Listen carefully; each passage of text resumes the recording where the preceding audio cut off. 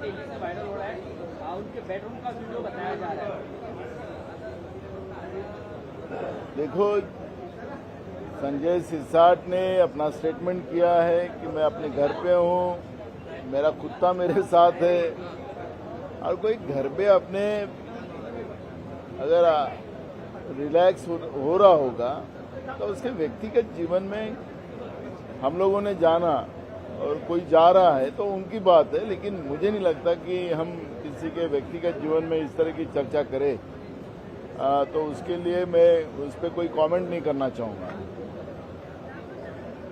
लेकिन कैश उसी वीडियो में बैग के अंदर भारी मात्रा में कैश भी दिखाई दे रहा है, इसको लेकर के सवाल खड़े हो रहे हैं कि ऐसे में अब वो आखिरी कैश वो दिख रही है कि क्या है एक्चुअली, उसमें मैंने देखा है वो वीडियो।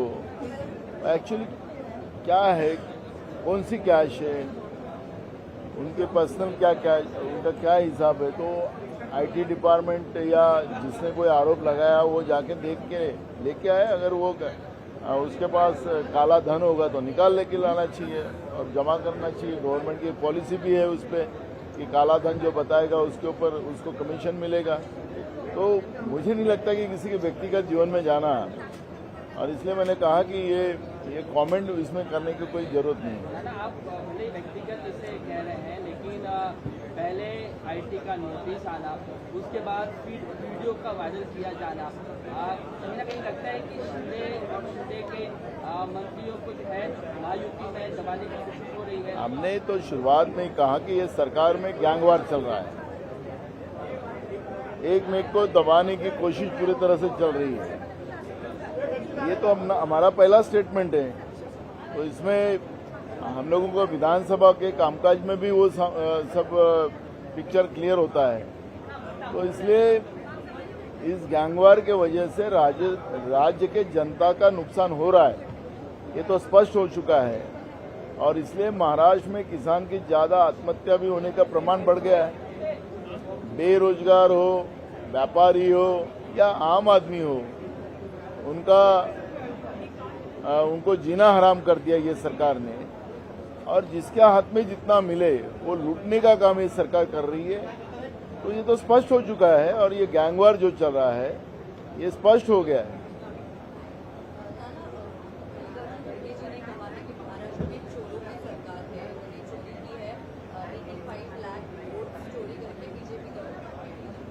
बिल्कुल, हमारा आरोप हमेशा रहेगा। हमारे राष्ट्रीय अध्यक्ष ने कहा, बात सच है।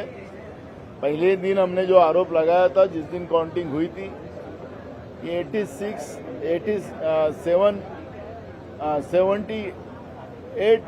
लाख वोट ये जो 5 बजे के बाद हुए हैं, वो कौन से बूथ पे हुए हैं, वो हमको उसके फुटेज चाहिए। चुनाव आयोग क्यों छुपा रहा है? केंद्र सरकार ने तुरंत उसका नियम बदल देने का काम किया है। तो इसका मतलब है कि ये सरकार डाका डाल के आई है, ये तो बात स्पष्ट हो चुकी है। और इसलिए खड़गे जी ने जो बात कही है उसका हम समर्थन ही करेंगे।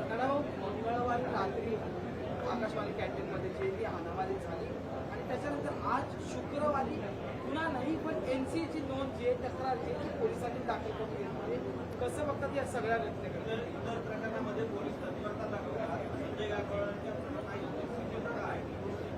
बघा, सत्ता पक्षाचा आमदार आहे, एका सामान्य माणसाला, एका कॅन्टीनमध्ये नोकरी करणाऱ्या कर्मचाऱ्याला ज्या पद्धतीनं मारझोड केलेली आहे, त्या प्रकरणामध्ये तातडीनं कारवाई व्हायला पाहिजे होती, त्यांच्यावर गुन्हे दाखल व्हायला पाहिजे होते.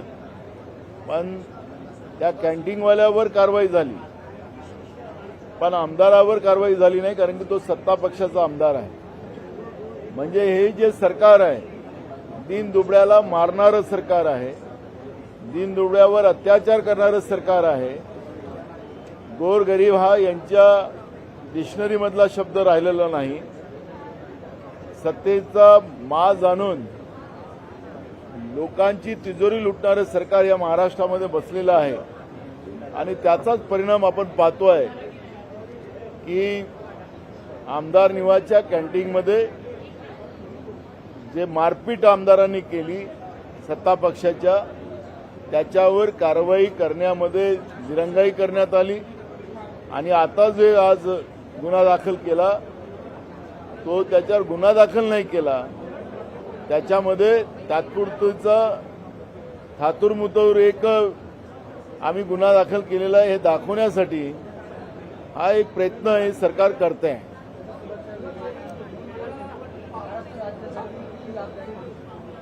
बघा, काल मुख्यमंत्र्यांनी जे सांगितलेलं आहे त्याचं समाधान आम्हाला झालेलं नाही. त्याचं समाधान आम्हाला झालं नाही. महाराष्ट्रामध्ये UAPA कायदा आहे, मोकोकाचा कायदा आहे. या सगळ्या कायद्याच्या अंतर्गत शहरी नक्षलवादालाही आपल्याला आटोक्यात आणता आलं असतं. पण जनसुरक्षा कायदा आणून सरकार काय साध्य करू इच्छिते?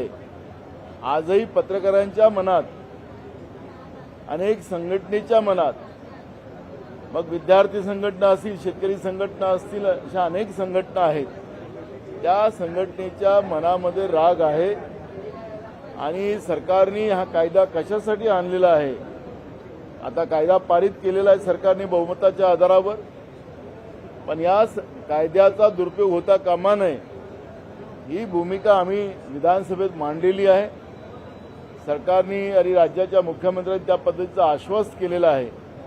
पण कायद्याचा दुरुपयोग करण्याचा प्रयत्न झाला तर याचा उद्रेक झाल्याशिवाय राहणार नाही. शिवसेनेचे मंत्री संजय शिरसाट यांचा एक व्हिडिओ जो आहे तो व्हायरल झालेला आहे. त्याच्यात ते बेडवर बसलेत आणि पैसा भरून त्या व्हिडिओमध्ये दाखवण्याचा प्रयत्न करतात. हे त्यांच्या घरचा व्हिडिओ आहे असं ते सांगतात हे संजय शिरसाट. त्यामुळे आता कोणी आपल्या घरच्या व्यक्तिगत जीवनामध्ये कोणाच्या डोकावून बघणं हे काय आमचं काम नाही आहे. त्यामुळे ज्यांनी कोणी आरोप लावलेत त्यांनी काय काय त्यांचे जो पुरावे आहेत त्यांनी इन्कम टॅक्स व्यवस्थेकडे जावं, अजून कोणाकडे जावं त्यांनी जावं, पण कोणाच्या व्यक्तिगत जीवनामध्ये जावं असं आमचं काम नाही आणि त्याच्यामुळे मी काही कुठलाही याच्यावर कॉमेंट करणार नाही. संदीपान भुमरे शिवसेनेचे खासदार आहेत, त्यांच्या घरात 2 दारूच्या दुकानाचे परवाने देण्यात आले, तर त्याच्यानंतर आता कोर्टाने त्याच्यावर संदीपान भुमरेंनी तर दारूचं मोठ्या प्रमाणात अभियान सुरू केलेलं आहे. अनेक, दोनच नाही, अनेक परवाने त्यांनी घेतलेले आहे असं आम्हाला माहिती आहे. पण या सरकारमध्ये आता तर असं झालं की काही लोकांनी तर त्यांचा व्यवसाय नव्हता त्यांनी पण व्यवसाय चालू केलेला आहे. त्यामुळे आणि सरकार आता दारूचं एक नवीन धोरण आणते असं आम्हाला काहीतरी ऐकायला मिळते आहे. त्याच्यामध्ये दारूची दुकानं आता महाराष्ट्रात वाढवायची अशा पद्धतीचं एक धोरण हे सरकार आणायला निघालेलं आहे. म्हणजे दारूयुक्त महाराष्ट्र असं या सरकारचं धोरण राहणार आहे. आणि त्याच्यामुळे संदीपान भुमरेच नाही तर अनेक सरकारमधले नेते या दारू व्यवस्थेमध्ये पुढच्या काळात आपल्याला पाहायला मिळणार आहे. मल्लिकार्जुन खरगे यांनी म्हटलंय की 87 लाख मतदानाची जी चोरी या महाराष्ट्र सरकारने केली आणि त्याच्यानंतर ते सरकार असं करतात. बरोबर म्हणालेत मल्लिकार्जुन खरगे साहेब, आमचे राष्ट्रीय अध्यक्ष. निवडणूक आयोगाने आम्ही सुरुवातीला ही माहिती त्यांच्याकडून मागितली. 5 वाजताच्या नंतरचे झालेलं जे मतदान आहे त्या मतदानामध्ये कोणत्या बूथवर किती मतदान झालं त्याचे फुटेजेस आम्हाला पाहिजेत. पण निवडणूक आयोगाने ते आम्हाला दाखवले नाही आणि केंद्र सरकारने कायदा बदलवून एका 48 तासामध्ये त्या पद्धतीचा निवडणूक आयोगाच्या निर्णयाला मान्यता देऊन त्यांनी ही सगळी माहिती लपवलेली आहे. त्याच्यामुळे हे जे 87 लाख मतं जी झाली ती मतं आणि त्याच मतानं हे लोक निवडून आलेले आहेत. त्याच्यामुळे हे डाका टाकून निवडून आलेले आहेत, बेईमानीने निवडून आलेले आहेत हे स्पष्ट होते आहे. आपण पाहतोय की या सरकार निवडून आल्यानंतर महाराष्ट्राच्या जनतेमध्ये कुठलाही उत्सव नव्हता. आपण पाहिलं की परवा मीरा भाईंदरमध्ये मराठी भाषिकांचं एक जनआंदोलन उभं झालं. राज्याचे मंत्री तिथं गेले, पण राज्याच्या मंत्र्याला त्या ठिकाणी हाकलून लावलं. म्हणजे सांगायचं तात्पर्य असं की हे जनतेचं सरकार नाही आणि त्याच्यामुळे लोकांमध्ये आजही या सरकारबद्दलचा राग आपल्याला पाहायला मिळते आहे. आणि म्हणून मल्लिकार्जुन खरगे साहेबांनी जे बोललेलं आहे त्याच्यात सत्यता आहे. कन्वर्जन बिल लाने की प्लानिंग में है सरकार. चीफ मिनिस्टर ने भी आज कहा कि जो फोर्सफुल रीजन कन्वर्जन होता है उसकी कंप्लेंट्स मिलने के बाद अब सरकार इस प्लानिंग में है कि एंटी कन्वर्जन लॉ लाए. देखो, महाराष्ट्र में ये कानून है और ये कानून जो है वो आज भी है, वो पुल प्रूफ है और मजबूत कानून है. कोई अलग से कानून लाने की सरकार अगर ये कोशिश कर रही है तो ये गलत होगा.